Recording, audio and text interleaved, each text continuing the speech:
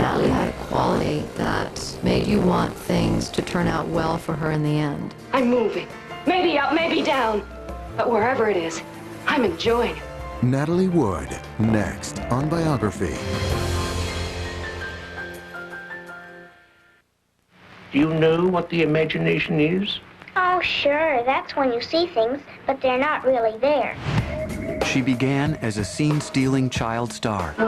She grew into a sexy ingenue. I love you, Jim. But in a career that spanned 4 decades and over 50 films, Natalie Wood became much more.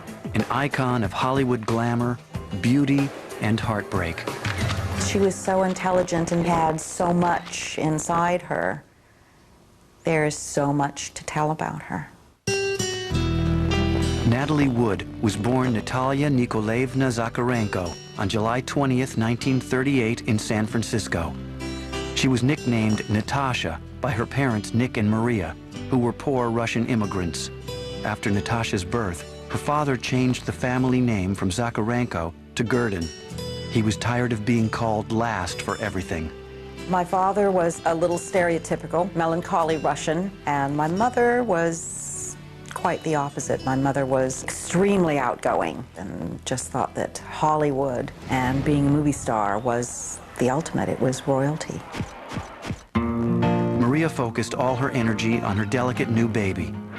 She frequently took Natasha to the movies, and by age 2, the toddler was a quiet and attentive film goer. They would have newsreels, and they would have a camera that would sort of point toward the audience, and Maria would whisper, Natasha, the cameras, they are on you. The ambitious Maria had decided her daughter would be a movie star, and when Natasha was 4, her mother seized on a chance to launch her career. We were living in Santa Rosa, which is a town in Northern California, and a film company came on location, and they just needed some little girl to drop an ice cream cone. Maria hauled her daughter to the set of the film Happy Land. Natasha charmed the director and won the bit part. She was barely seen in the movie. But within a year, Maria announced that the family was moving to Los Angeles to pursue Natasha's acting career. The 6-year-old was terrified. She was made to feel that if she did not do a good job, not just her life and her career would be ruined, but somehow her parents, her whole family would fall apart.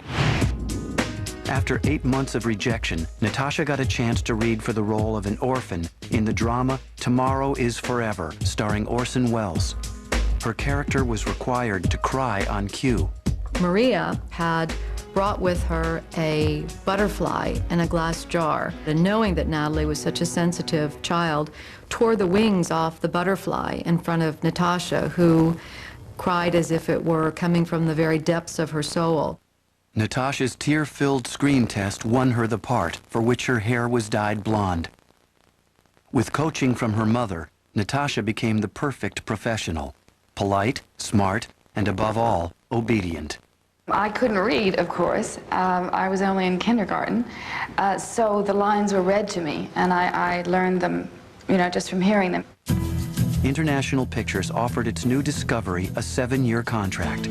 But young Natasha Gurdin was irritated to learn she would have to take on a more American-sounding name, Natalie Wood.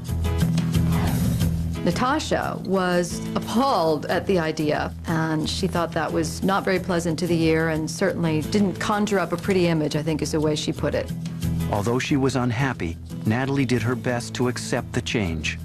It was what I was told to do, and I did as I was told, and I was kind of a dutiful child. After the success of Tomorrow is Forever, one of Hollywood's biggest studios, 20th Century Fox, hired the gifted newcomer for a modest holiday-themed comedy called It's Only Human. The film was eventually renamed Miracle on 34th Street. Well, young lady, what's your name? Susan Walker, what's yours? Mine? Kris Kringle. I'm Santa Claus. Starring opposite Maureen O'Hara, Mr. Gailey. John Payne, I think I better get the meat. and Edmund Gwynn, Natalie played a jaded young New Yorker who learns to believe in Santa Claus. He's much better than last year's. At least this one doesn't wear glasses. She knew what she was supposed to do before anybody told her. She was that good. That's what I want for Christmas. You mean a doll's house like this? No, a real house. If you're really Santa Claus, you can get it for me. And if you can't, you're only a nice man with a white beard, like Mother said. Now, wait a minute, Susie. Just because every child can't get his wish, that doesn't mean there isn't a Santa Claus. That's what I thought you'd say. Natalie may have been a professional actress, but she was also an innocent 8-year-old who still believed in St. Nick. Edmund Gwen, I was nearly going to say Santa Claus.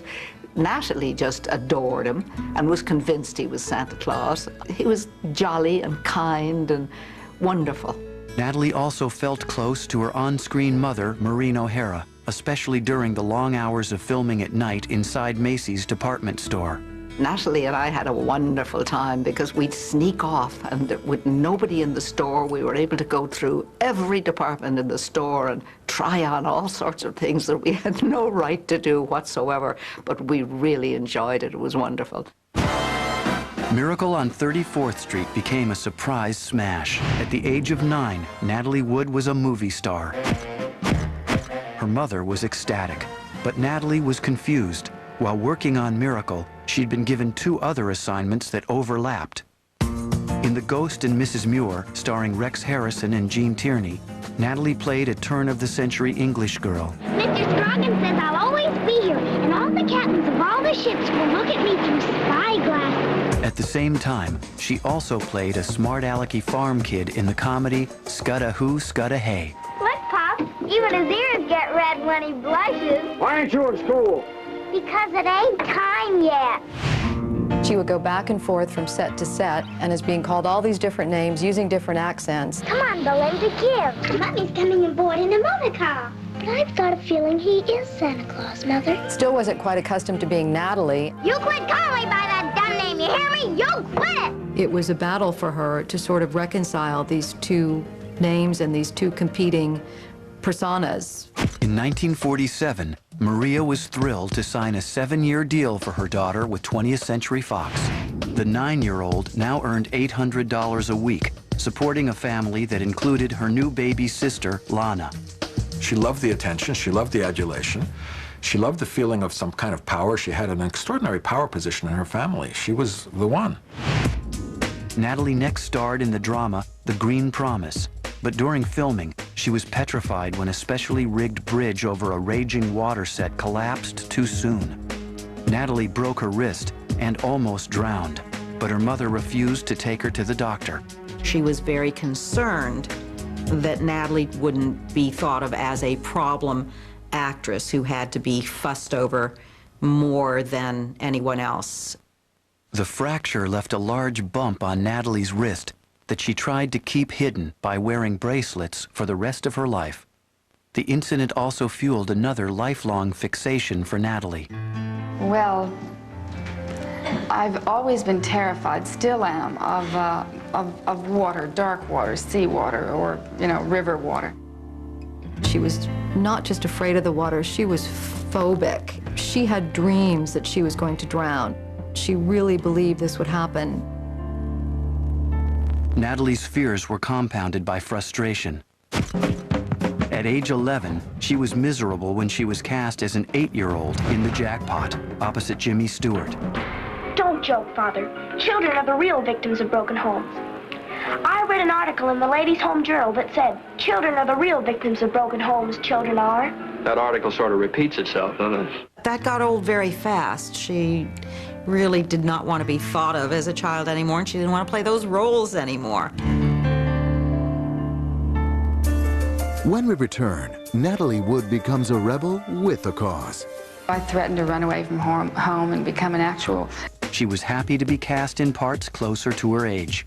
At 13, she played Betty Davis's daughter in the 1952 drama, The Star. I got a lot of good training because I was very often the daughter of very famous actors, you know, and so I got a chance to work with them and have sort of a on-the-job, on-the-spot training, as it were, instead of going to an acting school. During production, the eager-to-please teenager learned a valuable lesson from the Hollywood veteran. Natalie had to swim in the film, but she was terrified at the prospect. Davis demanded that the director use a stunt double. Natalie became aware that when you were more important in the industry, you also had a louder voice. and you didn't always have to do the thing that pleased everyone. Within a year, Natalie was blossoming into a beautiful Hollywood starlet. But after a decade in front of the cameras, the 14-year-old wanted more freedom, and she asked to be allowed to attend public high school. She decided that it was unnatural for her to not be with other children her age. She very much wanted to belong so that she could have something approaching a normal childhood. The rebellious teen started smoking and dating. She bought a Thunderbird convertible, and she began challenging her mother's authority. There were a lot of yelling matches. She had been so overly taken care of in her life, and she needed to go out on her own and make some mistakes. Natalie made a deal with her mother. She could do as she liked as long as it didn't threaten her career. But by now, the vivacious beauty had outgrown roles for children, and movie offers had stopped. Natalie did find work in television, but like many in Hollywood, she felt the fledgling new medium was a step down. In 1953, Natalie starred in the short-lived CBS drama Pride of the Family. She then appeared on the live anthology series General Electric Theater, opposite an intense 23-year-old named James Dean. He had somewhat disparagingly said to her, well, so you're a child actress. And she said, well, it's better than acting like a child. And from that point on, she was okay with Jimmy. Don't talk. Well, I gotta tell you Please this, don't talk. Anybody can open his mouth and let words come out. Talk is so cheap. So awfully cheap. Well, I know that, but this is something that you can't. And that was going to be the first time I was ever kissed, you know, when I was 15 and all that, and I was very excited.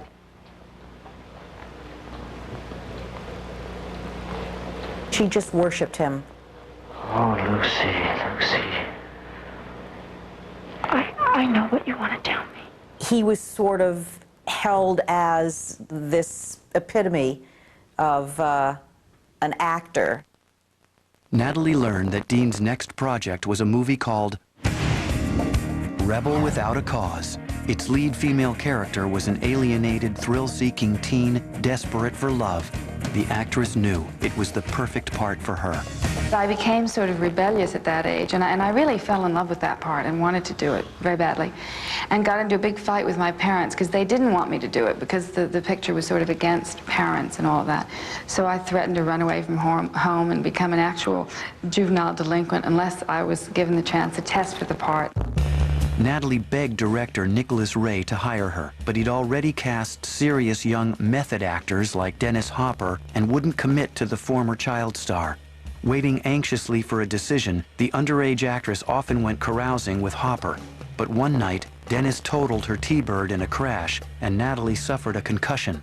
They were taken to the hospital, and Natalie asked that the first person to be called be Nick Ray, the director, not her parents. She told him, they called me a damn juvenile delinquent, Nick. Now do I get the part? Oh, but I can be a femme fatale, too. Why, in Rebel Without a Cause, I play a very bad girl. And if what Mr. Jack Warner tells me is correct, and I'm sure it is, we're going to be seeing a lot of you. Well, thank you, Gig.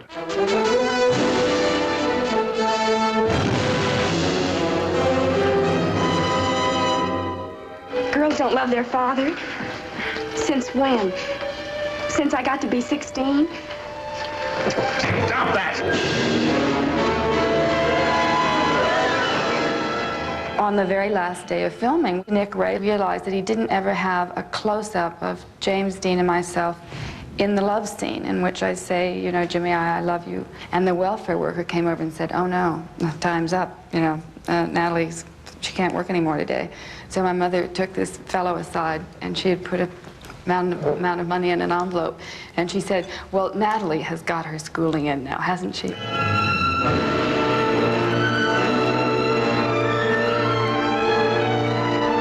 I love you, Jim. I really mean it.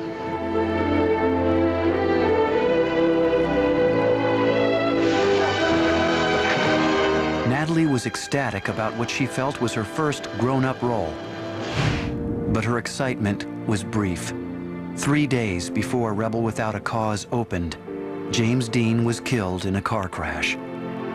Natalie was hysterical when James Dean died, devastated. She was in New York doing a television show, and my mom was real concerned that she would even be able to complete the show because she was so upset by it. Ironically, Dean's tragic death helped make Rebel Without a Cause an instant hit. The film also catapulted 17-year-old Natalie to a new level of fame. Because of that movie, they saw that she was not just a child actress anymore, and she could become a teenage star. Rebel Without a Cause earned Wood her first Oscar nomination. And she continued to work with the best in the business. In 1956, Natalie played a small but key role in the A-list Western The Searchers, starring John Wayne. Go, Martin, please. Stand aside, Martin. Oh, you don't, Ethan. Ethan, no, you don't! Warner Brothers executives, eager to capitalize on Natalie's appeal, gave her a 7-year contract. Wood hoped to play strong, dramatic roles, but instead, she was relegated to lightweight fluff opposite Warner's latest teen heartthrob, Tab Hunter. There was a battle going on all her life between the desire to be a star, the need to be a star, the desperate need to be a star, and the need and desire to be good. Bored with her work, Natalie threw herself into the off-screen role of a celebrity party girl. She was linked with high-profile boyfriends like Elvis Presley. But then in 1956, on her 18th birthday, she went on a date with a dashing 26-year-old actor named Robert Wagner. RJ, as he was known to his friends, was a rising star who had appeared in such films as Titanic and Prince Valiant. Wagner had also been the object of Natalie's girlish fantasies since she first saw him on the 20th Century Fox lot at age 11. Natalie liked intelligence and warmth and a gentleness. I think that's what she responded to more than anything.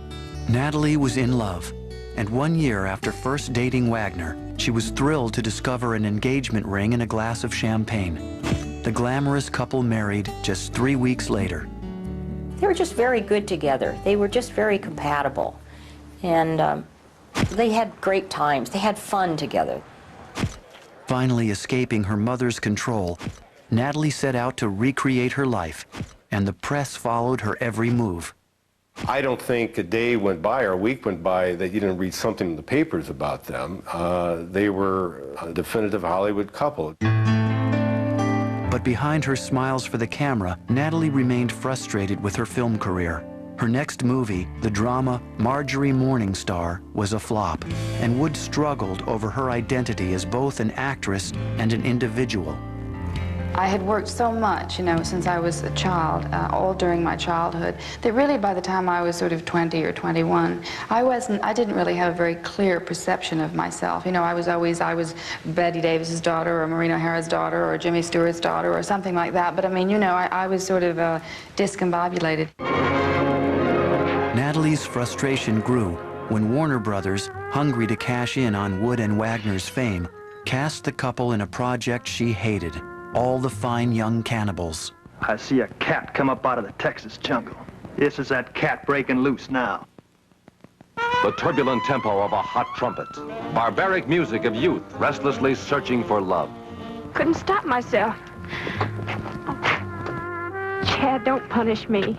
Natalie Wood and Robert Wagner in their first picture together. These are not kids. They're young adults, yet ready to destroy each other in their search for love. If I can't have you, then I want to hurt you. And I will. I can't leave him. Why? He thinks it's his child. When All the Fine Young Cannibals was released, it was savaged by critics and rejected by audiences. Still feeling pressure from herself and her mother to succeed in Hollywood, Natalie began to worry that her chances as an actress were running out. Next, Natalie Wood scores the lead in an award-winning American classic. We were thinking of Warren Beatty as a possibility for the boy. So we went over to see Splendor of the Grass. We forgot him immediately, so there's our Maria right there. This is a love story about a boy and a girl deeply, unredeemably, gloriously, and hopelessly in love. In 1960, 22-year-old Natalie Wood was cast in the drama Splendor in the Grass. She starred as a high school girl torn between family and her sexual attraction to a rich boy, played by Warren Beatty in his feature film debut. Splendor was very close to her emotional home. There was the very sort of odd mother-daughter relationship in the film that rang true to Natalie. Tell me the truth, Wilmerdine. No, Mom, we haven't gone too far. There was the pressure of, do you remain a child, do you grow up? Natalie was proud when her performance in Splendor in the Grass earned her a second Oscar nomination. That same year, director Robert Wise was looking for a leading lady to star in his film of the Tony Award-winning musical West Side Story, a modern retelling of Romeo and Juliet. But Natalie was not on his list. We were thinking of Warren Beatty as a possibility for the boy. So we went over to see Splendor in the Grass. We forgot him immediately. Said, there's our Maria right there. What in the world happened to us? We didn't think about her. And we forgot all about Warren for Tony and went right for her. Natalie received a career-high payday of $250,000. But as filming began, she quickly felt out of her league.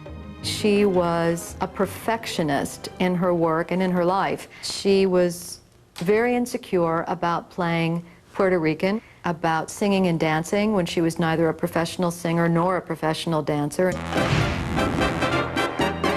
West Side Story's demanding score was a challenge to professional singers and impossible for an amateur to master. While she was on the set singing her heart out, some of the other actors and dancers would be ribbing each other off stage saying, "Oh, can you believe her voice?" Natalie felt very pressured. We even rigged a little thing where she could call in sick, so to speak, and leave the set. I mean, it was terrible. I was supposed to distract the doctor. She had a thermometer. She was going to put it in soap, which someone said would raise her temperature. Natalie was crushed during production when she learned that her singing voice would be replaced by that of professional vocalist Marnie Nixon. She really did not have the range to do that, and it was a very bitter disappointment for her. History making is the word for the motion picture critics have acclaimed as a masterpiece.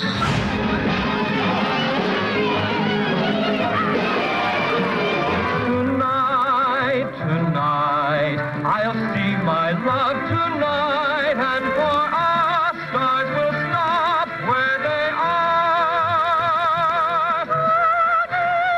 Of me, the scene I go, the hours go so slowly, and still the sky is light. West Side Story became an American phenomenon, setting box office records and winning 10 Academy Awards. It was little comfort for Natalie, who wasn't even nominated. But the actress had bigger problems. Her marriage was coming apart. There was nothing wrong with the other person as far as we were concerned, but there was a lot wrong with ourselves that needed to be sorted out. The couple's relationship became increasingly strained, and after one final argument, Natalie left RJ. She was heartbroken by the separation and their eventual divorce. 3 months later, Natalie began dating Warren Beatty. Some speculated that the young Lothario was responsible for the breakup. That makes a good story in print. Their marriage did not end because Warren Beatty came along. Beatty and Wood often argued, but the passionate relationship helped Natalie recover from the pain of her broken marriage. Warren has this ability to make you feel like you are the only person in the room at that time. He made Natalie feel very important. The 24-year-old divorcee also started choosing roles that fit her new, more worldly outlook on life. In 1962, Natalie starred in Gypsy with Rosalind Russell. Wood played real-life stripper Gypsy Rose Lee, who struggled to escape the control of her domineering stage mother. There's another character that was very close to her, very close to who Natalie was. Gypsy.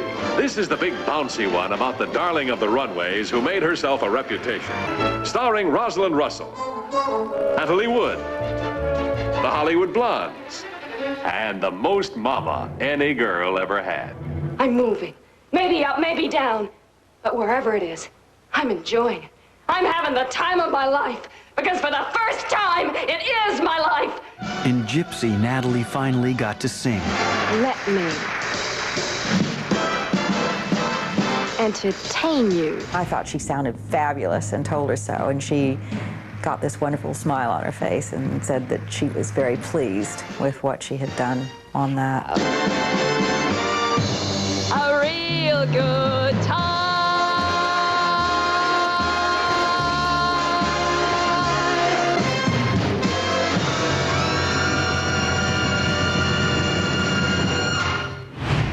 Natalie was also excited to earn her third Academy Award nomination for the drama Love with the Proper Stranger. Natalie Wood and Steve McQueen, searching for the time, the place, and the proper stranger. Natalie starred as a salesgirl who gets pregnant by and then falls in love with a musician, played by Steve McQueen. Hi. Come on in. Hi. Man, do you look wild. Thank you. Natalie was much better when she was with a good actor. She's tremendous in that movie. She had no training at that time. She just had instinct and a really fine actor to work off of, and a lot of emotion. Get out. Go. I mean it. Go. Go where the wind blows you. Hey! Hey, come on, Angie, let me in, will you? But after two strong dramatic performances, the actress struggled when she turned to comedy. Her work in films like Sex and the Single Girl and The Great Race was poorly received by critics. Natalie was also stung when she was named the worst actress of the year by the Harvard Lampoon. But the star once again put on a good face in public, accepting the dubious honor in person. After more than 2 decades of acting and over 35 film roles, Natalie had mastered the art of hiding her true feelings. But as her movies continued to fail critically and often commercially, not even Wood's closest confidants realized that her emotions were in turmoil and that the actress was on the verge of a nervous breakdown. Which famous actor and 3-time co-star graduated from the same high school as Natalie Wood? Visit biography.com for the answer.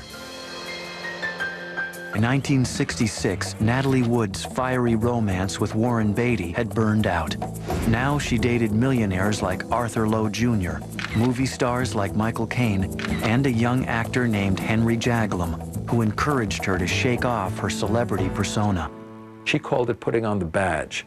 I said, I love you around the house. You're this easygoing, communicative, warm, open person. And then as soon as we get to these parties or these events, you become, and she said, Natalie Wood. I said, oh. She said, that's the badge. So I said, so that's not you? She said, no, I'm Natasha Gurdon. Natalie's private and public images were becoming harder to reconcile, and finally the pressure was too much. In November of 1966, the 28-year-old took an overdose of sleeping pills and was rushed to the hospital. I don't to this day know what tipped her over. But it wasn't partying, it was a deep pain. I think she just was trying to break out of something that was like a golden trap. So attractive, so seductive that you just don't want to leave it. And yet you know enough to know that you have to push your way out. Thanks to a combination of daily therapy and determination, Natalie pulled out of her depression. She started to reclaim her life by breaking with her past. Wood paid Warner Brothers $175,000 to get out of her contract. Then she fired her staff of agents, managers, and lawyers. Natalie realized that what she wanted more than a big salary or even a great role was a family of her own. She desperately wanted children. She desperately wanted to raise them in a way that she was not raised. Natalie began seeing a charming English talent agent named Richard Gregson.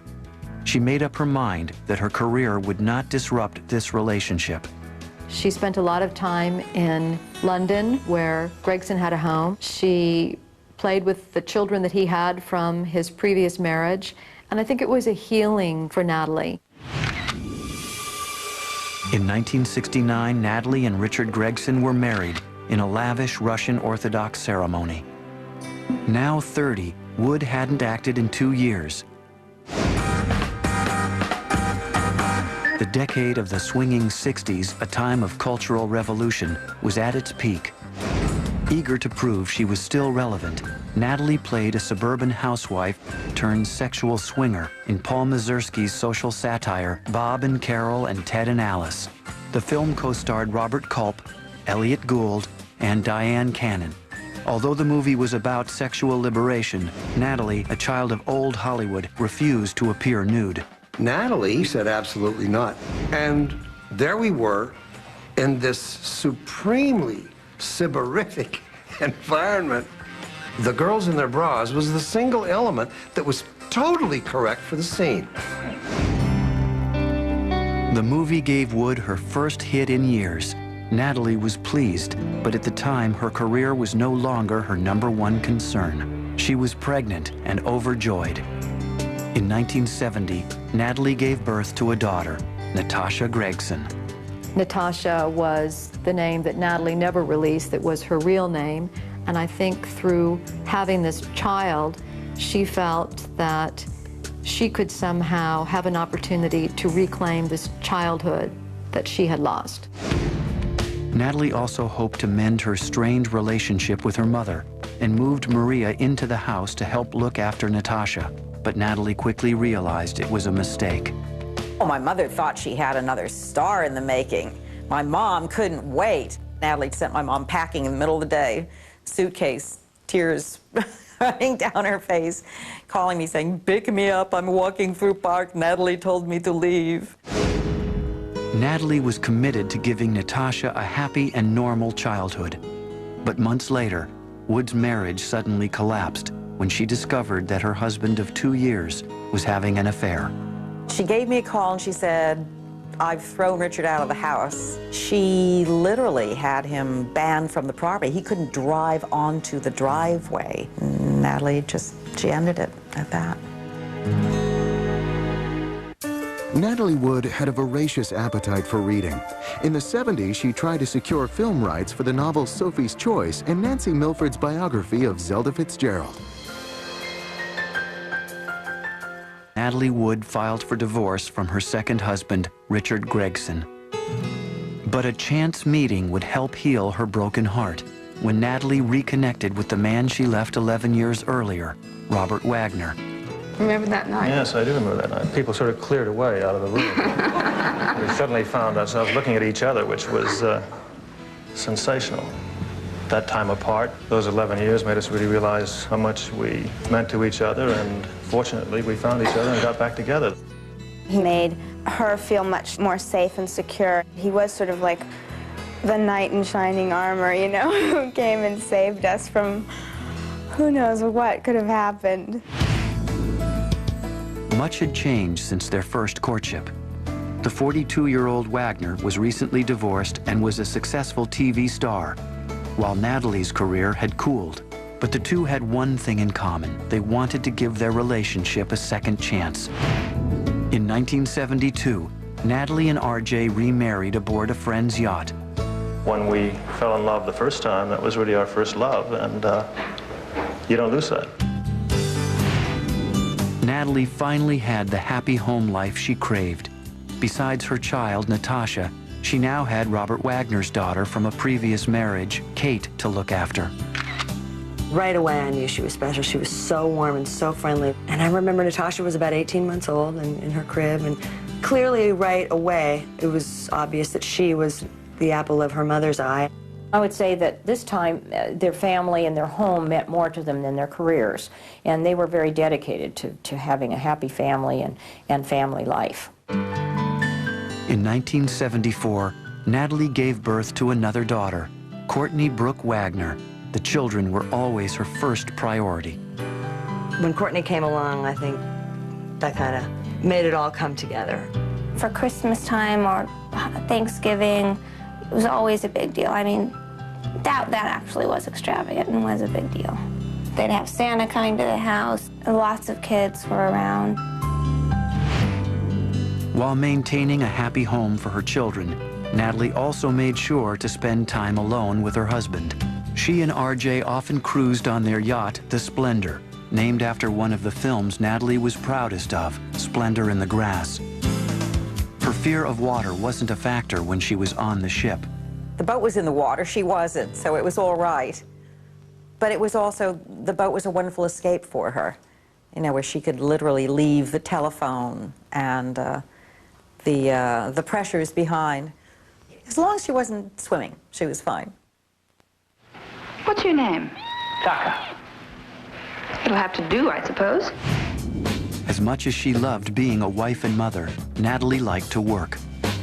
In 1975, she went back in front of the cameras, starring as a sexy femme fatale in the film noir spoof Peeper, opposite former boyfriend Michael Caine.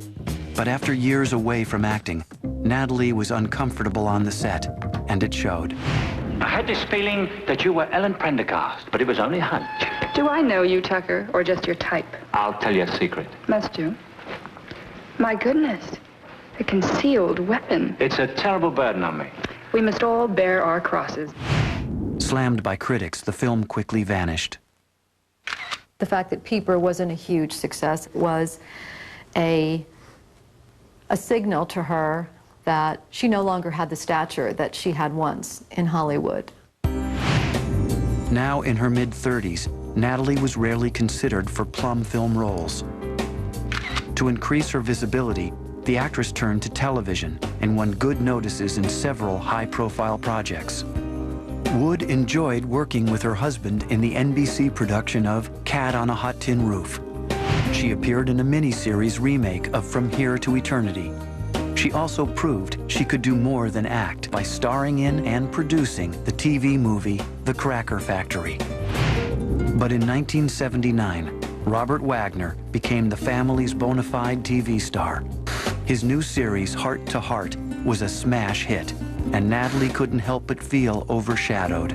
There was a part of her that felt lost without performing because it was something that was so, again, inculcated in her that she felt incomplete. Natalie continued to seek out feature film roles, but her next attempt at a big screen comeback, Meteor, burned out fast at the box office. At age 42, Natalie was still lovely, but younger actresses like Diane Keaton and Meryl Streep now reigned in Hollywood. As the 1980s began, Natalie Wood was facing middle age, a tough time for any actress, but she had her children, her husband, and plans to revitalize her career. She had everything to live for. Coming up, a fateful sailing trip. From the time they set sail, there just seemed to be an underlying tension on the boat. There was also a huge amount of alcohol that was consumed. Natalie Wood found a film role that she believed could restore her standing as a top Hollywood actress. Brainstorm was a character-driven science fiction drama co-starring Christopher Walken. But during filming in North Carolina, Natalie's anxious side resurfaced, and she worried about how old she looked opposite Walken, who was 5 years her junior. Wood was also uncomfortable with the chaotic, often improvised production. I don't think Natalie Wood ever improvised anything in her life. She was a star, it needed to be on the page, and that's what she did. During a break in shooting, Natalie was delighted to return to her family in Los Angeles in time for Thanksgiving. She didn't look forward to the final weeks of filming, and to take her mind off work, she and Robert Wagner cruised to Catalina Island on the Splendor. Christopher Walken joined them, but the pleasure trip took an unexpected and unpleasant turn. From the time they set sail, there just seemed to be an underlying tension on the boat. There was also a huge amount of alcohol that was consumed. On the night of November 28, Natalie, RJ, and Christopher Walken had dinner and drinks at Doug's Harbor Reef, a restaurant on Catalina Island. During the evening, Natalie became increasingly intoxicated. It was a night of all kinds of emotions, these sort of frictions that would come and go, and at a certain point she smashed a glass against the wall. After dinner, the trio returned to the splendor. As Robert Wagner later recalled, he and Walken engaged in a political debate, while Natalie went off by herself. About an hour later, R.J. retired to his stateroom, where he expected to find his wife. She wasn't there, or anywhere else on the boat. Frantic with worry, Wagner radioed the Coast Guard, and a desperate search of the harbor began. The dinghy was discovered at early morning. Natalie was not with the dinghy. At 7:45 a.m., searchers finally found Natalie. They were too late. At the age of 43, Natalie Wood was dead. At first I thought they'd made a mistake. Oh, absolutely not. It's not her, it didn't happen, can't be. And then I think when reality hit, it was just everything became a blur. The coroner concluded that Natalie's death was accidental. Officials determined that she had fallen into the water while trying to retie the dinghy to the yacht. The actress's shocking death ignited a frenzy of morbid speculation and gossip in the media. But one horrible fact was beyond debate. Natalie Wood was gone, taken by the deep, dark water she had feared all her life. My mother never stopped weeping for Natalie, ever. That's when my mother's mental health began to decline. My mother was never the same. It's like a part of her was gone. It was just the worst thing that could have ever happened. And my dad did everything he could to try to make it as bearable as it could be. It's very difficult for all of us. And, you know, every day is a little better. Sometimes you go forward and sometimes you slip back. As Natalie's family and fans mourned, filmmakers struggled to complete the unfinished Brainstorm. 2 years would pass before the film was released. Reviews were generally poor, but many moviegoers were grateful to see a final glimpse of Natalie's radiant beauty. Like her last film, the life of Natalie Wood was incomplete, but the actress left behind a rich legacy of acclaimed movies and memorable performances. She also lives on in the hearts of her family, friends, and fans who never forgot the charming young girl who became a striking and generous woman. I love you, Jim. Natalie was a real sweetheart. She had a great talent. She was this very bright, very caring human being. Oh, she was wonderful. She was a great mother, and for the girls, she left a great deal. And she'll always be with them, I know. I think she would like to be remembered as a person who loved life, appreciated the arts, and lived life happily. 23 years after her bizarre death, there was renewed interest in Natalie Wood's remarkable life, thanks in part to a new biography written with the cooperation of husband Robert Wagner. And her sister Lana is co-producing a TV movie entitled The Mystery of Natalie Wood that is scheduled to air on ABC next week.